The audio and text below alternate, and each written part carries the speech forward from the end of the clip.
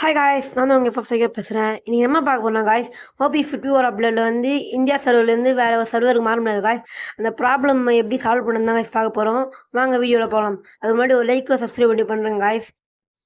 உங்கள் ஃபோனில் இருக்கிற கூகுளில் க்ரோமில் போயிட்டுங்க காய்ஸ், an1.com டைப் பண்ணிங்க.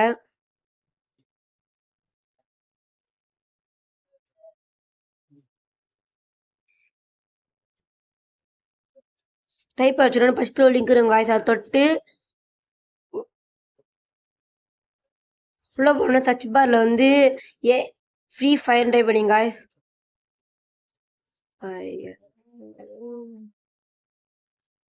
ஃபஸ்ட்லேயே இருக்கும் free fire 9th anniversary. Free fire max develop பண்ணாது, இங்கே டெவலப் பண்ணுங்க. 7 seconds ஓடும்.